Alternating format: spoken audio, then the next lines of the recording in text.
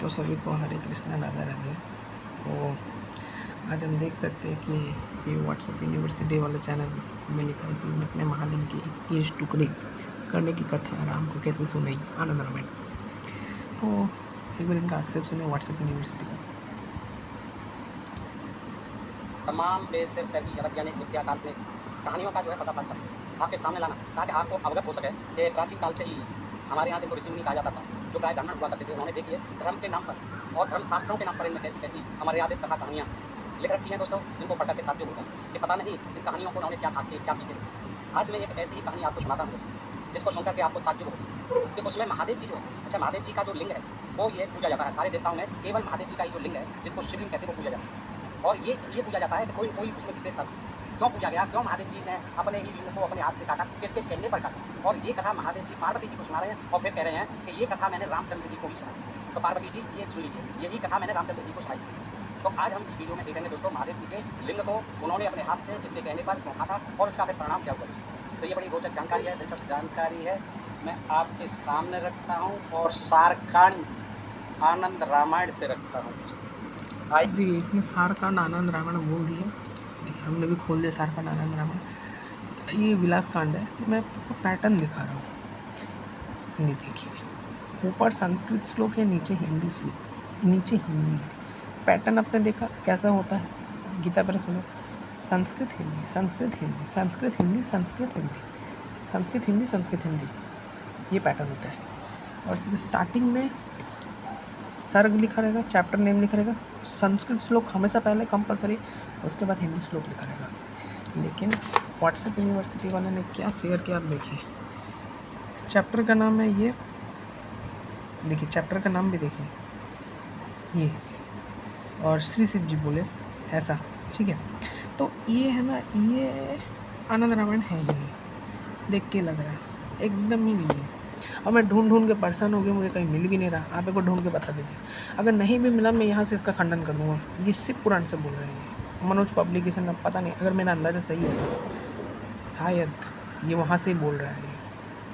और ये झूठ बोल रहा है कि ये सारकांड से पढ़ रहा है। झूठ आदमी है, एकदम झूठा झूठा झूठा आदमी है। लेकिन मान लेते कि चलिए ये वहाँ से पढ़ रहा है, लेकिन मुझे कहीं मिल नहीं रहा, फिर भी इसका खंडन देखिए कैसे करता हूँ। ये जो दिखा रहा है,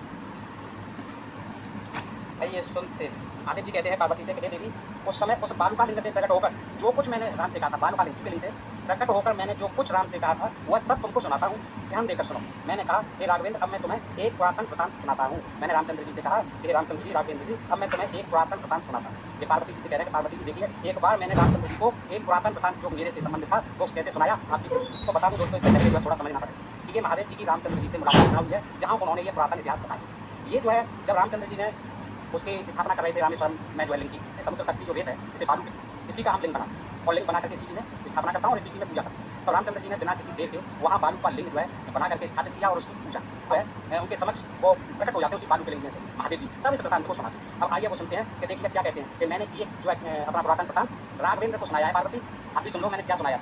तो एक समय जीर्ण वस्त्र धारण किए कौतुक से ब्राह्मण का रूप धारण कर सानंद भिक्षाटन करने को पृथ्वी ऋषियों के आश्रम में बैठा हुआ मुझे देख सबकी सब सैकड़ों ऋषपत्नियां मेरे रूप पर मोहित हो। देखिए इतने सुंदर थे महादेव जी। तमाम जीर्ण वस्त्र फटे पुराने मैले चले, वस्त्र धारण करके ब्राह्मण का स्वरूप धारण करके और भिक्षा मांगने के लिए पहुंचे ऋषियों के आश्रमों। ऋषियों के आश्रमों में भिक्षा मांगते फिर रहे हैं, तो वहाँ जो सैकड़ों ऋषपत्नियां थी वो शिव जी कहते हैं वो मेरे रूप पर मोहित हो गई। भर्ताओं के रोकने पर भी वे नहीं रुकी, यानी जो उनके पति थे उनके रोकने पर भी पार्वती जी हे राम जी वो नहीं रुकी, राम जी को सुना और मेरे पीछे पीछे चलने लगी। मुनियों ने भी मुझे पहचाना नहीं और सब चकित हुए और उन्होंने क्रुद्ध हो मुझे महाघोर साप दे दिया। तो साप दे दिया, साप में क्या कहा मुनियों ने कि रे दुजाधम यानी अधम द्विज अधम ब्राह्मण, तूने जो हमारी स्त्रियों को रति करने के हेतु यानी हमारी स्त्रियों से रते संभोग करने के हेतु मोहित कर लिया, इन्हें बातों में ले लिया है, फंसा लिया है, इससे तेरा रत साधक, रत की साधक, साधना कौन करता है, रत का साधक अंग, रत का साधक अंग लिंग हमारे इस कथन से पृथ्वी पर बैठ जाए। देखिए ब्राह्मणों की क्या ताकत है, साप भी कैसा दिया, जा महादेव जो तू ब्राह्मण बना हुआ अधम द्विज, तेरा जो है लिंग पृथ्वी पर टपक पड़े गिर जाए। हे राम, ये दारूवन कथा पर देखिए इसका कैसा खंडन होता है। झूठा इंसान है, झूठ बोल रहा है ये, कई आनंद रामायण का नहीं है, पाखंडी इंसान है, मुझे तो मिल ही नहीं रहा। इसका पैटर्न ही ऐसा होता है, सामने वाला इंसान पैटर्न देख के समझ जाएगा। संस्कृत हिंदी, और देखिए एकदम मतलब देखिए व्हाट्सएप यूनिवर्सिटी, देखिए अब मान भी ले चले यहाँ से पढ़ रहा है, इसका भी खंडन कर दूंगा, देखिए ना। इस प्रकार उनके साथ देते ही मेरा लिंग तत्क्षण पृथ्वी पर गिर पड़ा। अब देखिए आगे क्या होता है, पश्चात में अंतर्ध्यान हो गया। देखिए लिंग गिर गया, वो अंतर्ध्यान हो गए वहाँ से। तब मुझे न देखकर वहाँ से ब्राह्मणों की वे स्त्रियाँ भी अपने अपने घर को चली गईं। फिर तो चली ही जानी थी, क्योंकि आप वहाँ से नदारद हो गए। फिर तो वह लिंग पृथ्वी पर इस प्रकार बढ़ा कि सारा आकाश व्याप्त हो गया। लिंग जो है पृथ्वी पर गिर पड़ा और उस करामाती लिंग का देखिए भयंकर रूप कहाँ तक पहुँचा, आकाश तक छा गया। यह देख ब्रह्मा जी वहाँ से देख रहे थे, अरे ये इतना बड़ा ये लिंग कहाँ से आ गया भैया। ब्रह्मा जी को बड़ा आश्चर्य हुआ, देख वह उसका अंत देखने लगे, भैया ये कहाँ से आ रहा है। ब्रह्मा जी सृष्टि के रचयिता, वो देखने लगे कि जी कैसे पैदा हो गया भाई, ये मैंने तो पैदा नहीं किया, ये कहाँ से आ गया इतना बड़ा, पूरे आकाश में छाया हुआ ऊपर। और ये मूल देखने लगा उसका, जड़ देखने लगे, नींद कहाँ है इसकी, जड़ देखने लगे। परंतु जब करोड़ों वर्ष तक छानबीन करते रहे ब्रह्मा जी, इसका मूल कहाँ है, करोड़ों वर्ष तक पता लगाने पर भी ब्रह्मा को उसके अंत का पता नहीं। देखिए करोड़ों वर्ष तक सृष्टि के जनक ब्रह्मा जी पता लगाते रहे कि देखिए सर्ग एक, देखिए सर्ग एक का चैप्टर क्या है, देखिए पढ़िए। सर्ग एक, दशरथ कौशल्या विवाह तथा श्रृंग द्वारा पुष्टति यज्ञ। ठीक है, इसका पाखंड आप देखिएगा, इतना ऐसा रुक गया, ये मैंने बताने मिले। देखिए सर्ग 2 पूरा चैप्टर बताऊंगा, ये क्या क्या चैप्टर है। देखिए लक्ष्मण सहित भरत तथा शत्रुघ्न का जन्म। अभी मैं बता दूं मैं गलत हूँ ना मैं सही हूँ। सर्ग 3, देखिए ताड़का का वध, अहिल्य उद्धार तथा सीता स्वयंवर। सर्ग 4, ये देखिए राम का शत्रु के राजा और विष्णु ने वृंदा का साथ। इसमें भी इसका खंडन हो जाता है, वहाँ भी भगवान विष्णु अंतर्धान हो गए थे। मैं इसके बीच भी अगला वीडियो बनाऊंगा, इसमें पाखंड करेंगे। सर्ग 5, क्या है चैप्टर का नाम, धर्मदत्त द्वारा कलह का उद्धार।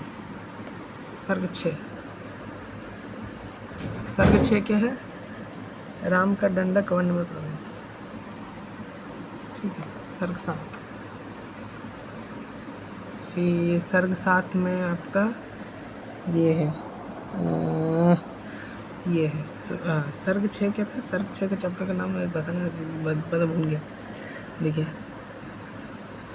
राम का दंडक वन में ये है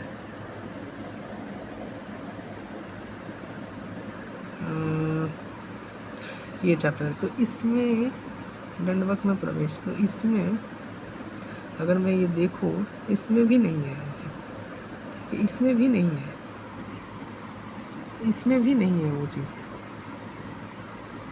यहाँ पे तो राज्याभिषेक का बात हो रहा है। देखिए वहाँ पे ये है डायरेक्ट शुरू हो गए। शिव जी बोले हे पार्वती, लक्ष्मण जी ने वहाँ भी एक क्या देखिए उत्तम स्थापना की है। देखिए हे पार्वती लक्ष्मण ने भी, ये शब्द है पार्वती लक्ष्मण ने भी डायरेक्ट होना चाहिए। ये तो कुछ और ही है, मैं वही देख के बता दे रहा हूँ। देखिए यहाँ तो आश्रम चले गए थे पतिव्रता सीता, अब देखिए यहाँ तो कुछ और ही लिखा है, ये देखिए। ठीक है, फिर सर्ग 7 देखते रहिए।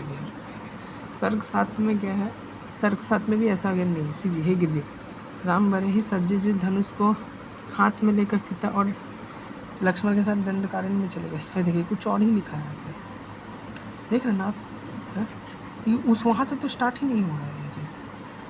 अभी आप और देखते रहिए। सर्ग 8, ये मैं सर्ग 8 जाता हूँ। देखिए सर्ग 8 का चैप्टर क्या है, ये देखिए तो कुछ और ही है। अगेन श्री महादेव जी ने कहा ऐसा कुछ भी नहीं है। सर्ग 9 देखते जाइए आप, ठीक है। सर्ग 9 देखिए अगेन पास जाकर प्रणाम, तो आपने देख लिया ना कि कंटिन्यूशन में हमेशा शुरू हो रहा है। देखिए फिर देखिए, तो देखिए इन लोगों को बेवकूफ़ कैसे बनाया जाता है पहले देखिए। फिर यहाँ पे राम ने मारुति से कहा, हे पार्वती राम ने मारुति से कहा, ठीक है, राम ने मारुति से कहा।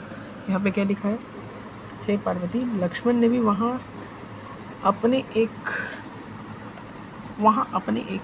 यहाँ से तो स्टार्ट भी नहीं हो रहा, और यहाँ पे भी लिखा है कि अपने एक, यहाँ तो लक्ष्मण तक का भी कोई बात नहीं है, एक लक्ष्मण शब्द नहीं है संबोधन में। आपने देखा देखा ना आपने, देखिए फिर से दिखा देना। ये देखिए कहाँ लक्ष्मण लिखा है, यहाँ पे एक भी लक्ष्मण नहीं दिखा आपको मिलेगा, एक भी लक्ष्मण दिखा हुआ नहीं मिलेगा आपको। ठीक है, पाखंड का चरम सीमा देखिए इसका।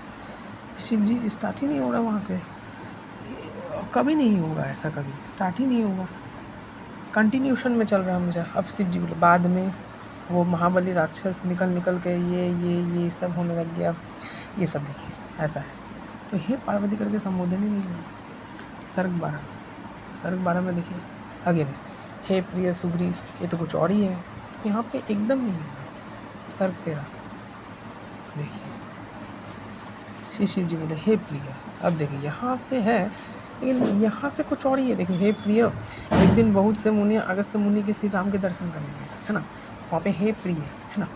एक दिन बहुत से मुनिया के साथ अगस्त्य मुनि श्री राम के दर्शन करेंगे, लेकिन यहाँ पे क्या पढ़ रहा है, ध्यान से पढ़िए, हे पार्वती लक्ष्मण ने भी, हे पार्वती लक्ष्मण ने भी कुछ भी नहीं लिखा है, हे प्रिय लक्ष्मण ने भी।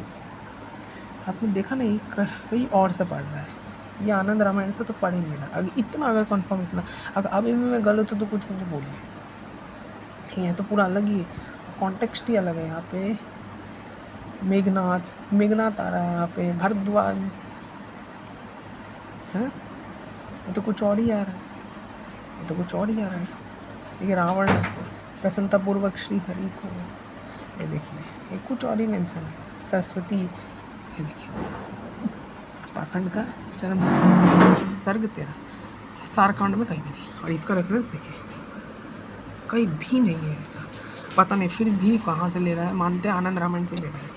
ये चलूं पता तो लगाऊं ये कहाँ से निकला है, कहाँ से उगा है, लेकिन करोड़ों वर्षों तक ब्रह्मा जी प्रयत्न करते रहे, सारे प्रयास निष्फल हो गए। थोड़ा वर्ष तक पता नहीं चला, ब्रह्मा जी निराश हो गए, तो थक हार कर वह मेरे समीप आए और भयभीत होकर के बोले मुझसे, हे शंभो, यह तो अकाल में ही प्रलय हो रहा है, अकाल में ही प्रलय हो रहा है, क्या अनहोनी हो रही है। तब मैंने विधि को यानी ब्रह्मा को पूर्व वृत्तांत कह सुनाया, पूरा जो किस्सा था वो सब सुना दिया, और सादर यानी आदर सहित उनके हाथ में उस लिंग को काटने के लिए एक त्रिशूल दिया। लो ब्रह्मा जी आप परेशान मत हो, ये मेरा ही लिंग है और इस तरह से ये पृथ्वी पर गिर पड़ा है और ये अनंत आकाश तक और पता नहीं कहा। अब आप परेशान मत हो, ये लो त्रिशूल और इसको काट डालो। इस पर ब्रह्मा ने कहा, मैं आपके अंग को कैसे काटूंगा। अरे शिव जी की आप बात करते हो महादेव, आपका लिंग है, आपका अंग है, क्या आप जानते सॉरी को देखिए ना, मतलब ये कहाँ से पढ़ रहे, मैं भी हैरान हूँ। मतलब इतना कौन पाखंड फैलाता है, इस लेवल का पाखंड कौन फैला सकता है, ये तो मैं भी हैरान हुई इस चीज़ के। देखिए भयंकर रूप कहाँ तक पहुँचा, आकाश तक छा गया। यह देख ब्रह्मा जी वहाँ से देख रहे थे, अरे ये बहुत बदमाश आदमी है, सम्मान देने लायक इतना नहीं। बड़ा ये लिंग कहाँ से आ गया भैया। ब्रह्मा जी को बड़ा आश्चर्य हुआ देखे, वह उसका अंत देखने लगे, भैया ये कहाँ से आ रहा है। ब्रह्मा जी सृष्टि के रचयिता, वो देखने लगे कि जी कैसे पैदा हो गया भाई, ये मैंने तो पैदा नहीं किया, ये कहाँ से आ गया इतना बड़ा, पूरे आकाश में छाया हुआ ऊपर। और ये मूल देखने लगा, उसका जड़ देखने लगे, नीम कहाँ है इसकी, जड़ देखने लगे। परंतु जब करोड़ों वर्ष तक छानबीन करते रहे ब्रह्मा जी, इसका मूल कहाँ है, करोड़ों वर्ष तक पता लगाने पर भी ब्रह्मा को उसके अंत का पता नहीं। देखिए करोड़ों वर्ष तक सृष्टि के जनक ब्रह्मा जी पता लगाते रहे कि ये चलूं पता तो लगाऊं ये कहाँ से निकला है, कहाँ से उगा है, लेकिन करोड़ों वर्षों तक ब्रह्मा जी प्रयत्न करते रहे, सारे प्रयास निष्फल हो गए। थोड़ा वर्ष तक पता नहीं चला, ब्रह्मा जी निराश हो गए, तो थक हार कर वह मेरे समीप आए और भयभीत होकर के बोले मुझसे, हे शंभो, यह तो अकाल में ही प्रलय हो रहा है, अकाल में ही प्रलय हो रहा है, क्या अनहोनी हो रही। तब मैंने विधि को यानी ब्रह्मा को पूर्व वृत्तांत कह सुनाया, पूरा जो किस्सा था वो सब सुना दिया, और सादर यानी आदर सहित उनके हाथ में उस लिंग को काटने के लिए एक त्रिशूल दिया। लो ब्रह्मा जी आप परेशान मत हो, ये मेरा ही लिंग है और इस तरह से ये पृथ्वी पर गिर पड़ा है और ये अनंत आकाश तक और पता नहीं कहा। अब आप परेशान मत हो, ये लो त्रिशूल और इसको काट डालो। इस पर ब्रह्मा ने कहा, मैं आपके अंग को कैसे काटूंगा। अरे शिव जी ने कहा, लो त्रिशूल आकाश तक और पता नहीं कहाँ से। अब आप परेशान मत हो, ये लो त्रिशूल और इसको काट डालो। इस पर ब्रह्मा ने कहा, मैं आपके अंग को कैसे काटूंगा। अरे शिव जी की आप बात करते हो महादेव, आपका लिंग है, आपका अंग है, मैं ऐसा जघन्य अपराध कैसे करूं कि आपके लिंग को मैं काटूं, ऐसा तो नहीं कर सकता। इसे आप ही काटिए महाराज, जरूरत क्या थी काटने की, किसी का क्या नुकसान। अरे खड़ा रहने देते उसको ऊपर, बहुत बड़ा ब्रह्मांड है, लेकिन नहीं, उन्होंने कहा काट डालो। तो ब्रह्मा जी ने कहा आप ही काट डालो। हे राघव, हे रामचंद्र जी, तब मैंने उसके 12 टुकड़े कर दिए। देखिए रामा है, कितने टुकड़े किए, केवल 12 टुकड़े। 12 टुकड़े तो बहुत बड़े बड़े होंगे, अनंत आकाश तक पता नहीं कहाँ तक नहीं। तो वो कहते हैं कि मैंने फिर त्रिशूल से अपने लिंग के कितने टुकड़े कर डाले, 12 टुकड़े कर डाले। ब्रह्मा जी ने जब कहा कि आप ही काट डाले, साथ ही त्रिशूल से उसको पृथ्वी पर यत्र तत्र छिटका दिया, 12 टुकड़ों को त्रिशूल से ही फेंक दिया इधर उधर चारों तरफ। वही पृथ्वी पर द्वादश ज्योतिर्लिंग नाम से प्रसिद्ध है। वही पे पड़े ब्रह्मा शिव जी के लिंग जो अपने हाथ से उन्होंने 12 टुकड़े किए, चकरा दिए, चारों तरफ फेंक दिए, वही जो है 12 टुकड़े क्या हुए, 12 ज्योतिर्लिंग यानी द्वादश ज्योतिर्लिंग नाम से प्रसिद्ध हुए। ये कहानी लोग जानते भी नहीं होंगे। ये कहानी रामचंद्र जी को बताई है। रामचंद्र जी आप सुन लीजिए, ये द्वादश ज्योतिर्लिंग हैं क्या भला बताया उन्होंने। कहा श्लोक में ओंकारम सोमनाथस्य त्र्यंबको मल्लिका अर्जुनः नागेशो वैद्यनाथस्य काशी विश्वेश्वरस्त्वहम् केदारेशो महाकालो भीमेशो कृष्णेश्वरो और एकादशके या ज्योतिर्लिंगमया शुभा गंधमादन नाम्नेशो मेरोरीशान स्थितः।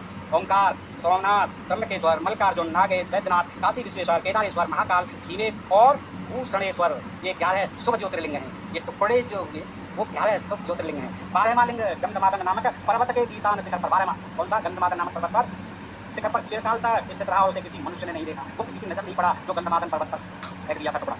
तब मुनियों ने लिंग के रूप में शिव जी की जो पहचान की तथा उन्होंने यह बतिया कि गिरजाप्रिय आपको फिर लिंग की प्राप्ति है। जब ऋषियों ने देखा कि ये तो शिव जी का 12 टुकड़ों में हो गया तो बेकार हो गया, शिव जी पर पढ़ाई नहीं, लिंगहीन हो गए, तो फिर उन्होंने शिव जी को वरदान दिया कि हे गिरजाप्रिय आपको फिर लिंग की प्राप्ति हो गई। देखिए क्या क्या वैज्ञानिक, फिर लिंग की प्राप्ति हो गई। रामचंद्र जी द्वारा जो बालू का लिंग स्थापित किया गया रामेश्वर में, उसमें भी शिव जी रहते हैं, ऐसा शिव जी कह रहे हैं। जो मनुष्य सेठ बंधु रामेश्वर को प्रणाम करेंगे उन पर मेरी कृपा बनी रहेगी और वे ब्रह्म हत्या आदि भयानक पापों से छूट जाएंगे। बस मेरी जो है यहाँ करके पूजा पाठ करें, रामेश्वर में आकर के उन पर मेरी अटूट कृपा रहेगी, अखंड कृपा रहेगी, कोई परेशानी नहीं होगी। भले ही उन पर ब्रह्म हत्या क्यों नहीं लगी, ब्राह्मणों की हत्या का आरोप क्यों नहीं लगा, वो भी सब यहाँ जो है भयानक पापों से छूट जाएंगे। हे रघुश्रेष्ठ तुम मुझे यह वर दो, अब तुम मुझे यह वर दो रामचंद्र जी कि सब मुझे स्नान करने के लिए सर्वदा काशी से मणिकर्णिका का जल लाकर मुझे रामेश्वर को सविधि चढ़ाया करें। अब देखिए क्या विचित्र वरदान मांग रहे हैं रामचंद्र जी से, क्या कह रहे हैं कि ऐसा मुझे वर दो, वरदान दो।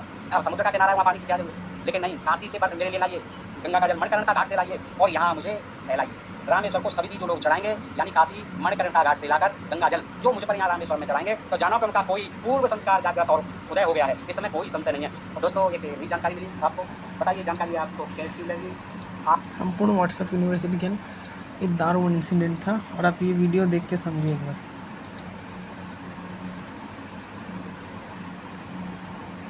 दीक्षा होगी और कई लोगों ने तो मुझे वही दारुण इंसिडेंट को रामायण से कनेक्ट किया। आप देखिए क्या होता है, पूरा समझिए। इस इंस्टाग्राम पर इसके रिगार्डिंग भी मैसेज किया था। तो आप सभी को प्रतीक्षा कराने के लिए ये मैं चैनल क्षमा देख प्रार्थी लीजिए, हूँ। चैनल और को थैंक फाइनली यू। ये वीडियो आ गई है चैनल जिसमें अच्छा हम है काफ़ी। मरीचो के द्वारा दिखाए जा रहे शिव पुराण के कोटि रुद्र संहिता के 12वें अध्याय की रियलिटी और मरीचो द्वारा फैलाए जा रहे झूठ को डिटेल में एक्सप्लेन और एक्सपोज करेंगे, साथ ही कुछ और पॉइंट्स और क्लेम को भी देखेंगे। तो चलिए वीडियो को प्रारंभ करते हैं। तो सबसे पहला क्लेम या रेफरेंस ये जो दोनों आपस में जुड़े हुए इंसिडेंट।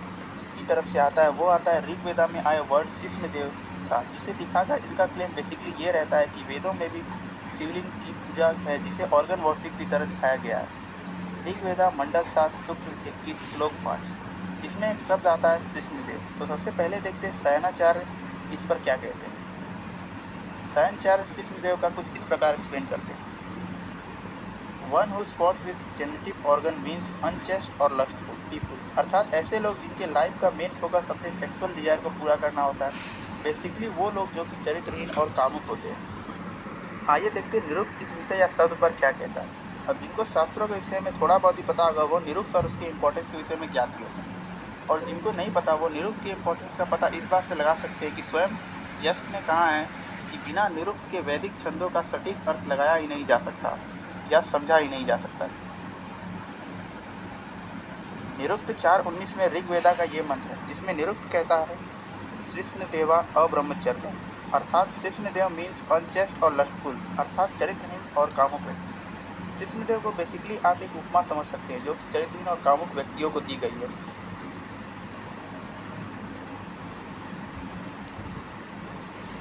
अब आते हैं इन लोगों के दूसरे और मेन रेफरेंस या क्लेम की तरफ, जो कि है दारूवन इंसिडेंट। अब इस पूरे इंसिडेंट को मैंने 6 अलग अलग पॉइंट में सेपरेट कर दिया है ताकि इस इंसिडेंट के हर चीज़ को आप लोगों को अच्छे से एक्सप्लेन कर सकूं और आप लोगों को भी हर चीज़ अच्छे से समझ आ सके। अब पॉइंट को एक्सप्लेन करने से पहले मैं कुछ चीज़ें आप लोगों को बताना चाहूँगा ताकि हर चीज़ आप लोगों को अच्छे से समझ आ सके और हर चीज़ बिल्कुल क्रिस्टल क्लियर हो सके। तो चलिए शुरू करते हैं। शिव पुराण कोटि रुद्र संहिता अध्याय 12 श्लोक 2 और 3। You told us the fact of the linga worship in the world. Is there any special reason for the same? Parvati, the beloved of Shiva, is known in the world as the form of Ban. O Sutta, tell me the reason of these two as you heard. अब एक बार पूरे statement को एक साथ देखते हैं। You told us the fact of the linga worship in the world. Is there any special reason for the same? Parvati, the beloved of Shiva, is known in the world as the form of Ban. हो सुता tell me the reason of this to as you had. आपने समस्त जगत में पूछे जाने वाले लिंग का तथ्य